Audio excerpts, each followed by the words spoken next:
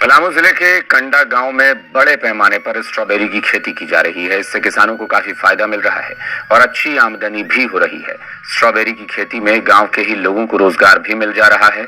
इसकी वजह से इन्हें अब कमाने के लिए बाहर नहीं जाना पड़ रहा है। आपको बता दें कि पलामू की स्ट्रॉबेरी की मांग झारखंड, बिहार, बंगाल, यूपी, दिल्ली समेत कई राज्यों में है।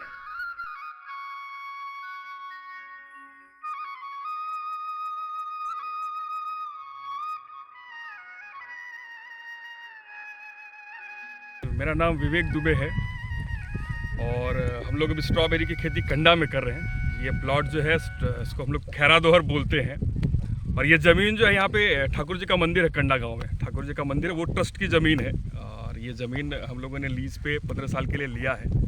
इसके पहले पिछले साल हम लोगों ने पीछे नवा बाजार ब्लॉक में ही एक गाँव है खमडिया, तो वहाँ पे 2-2.5 एकड़ में इसका ट्रायल लिया था। स्ट्रॉबेरी का ट्रायल हम लोगों ने लिया था और वो सक्सेसफुल रहा था, काफ़ी अच्छा रिजल्ट आया था उसका।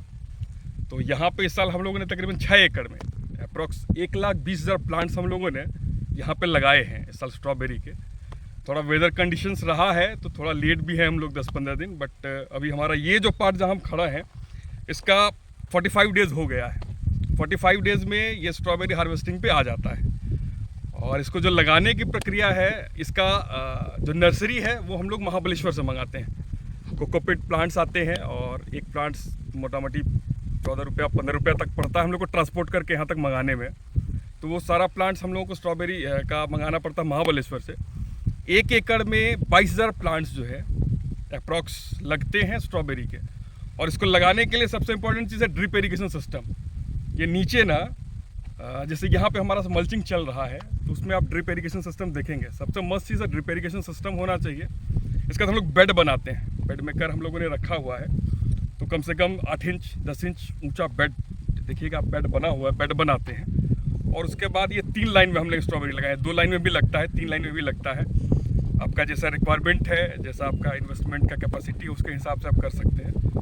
तो इसके बाद इसमें थोड़ा जो बेड प्रिपरेशन है उसको ध्यान देने की ज़रूरत है। बेसल डोज हम लोग बोलते हैं, मतलब अगर आपके पास गोबर अवेलेबल है, ये तो वर्मिंग कंपोस्ट हो गया, उसको हम लोग या नीम ग्रेनुअल्स का भी हम लोग खूब यूज़ करते हैं। क्योंकि थोड़ा सा हम लोग कोशिश करते हैं कि और मतलब केमिकल खादों को कम यूज़ करें। ये प्लॉट में अब मैक्सिमम बेसल डोज जो स्पेशली मेरा है वो पूरा ऑर्गेनिक है।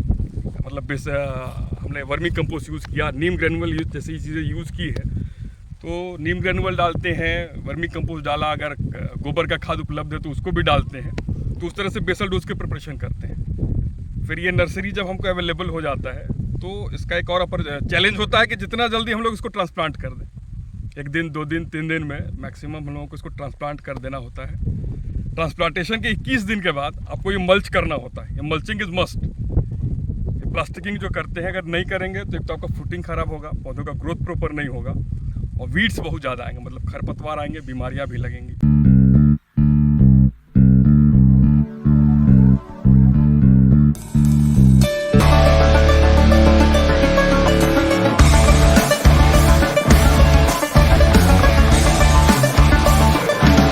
सूरज निकला था, कुछ पारा पिघला था, एक आंधी आई थी जब दिल से आह निकली थी दिल से।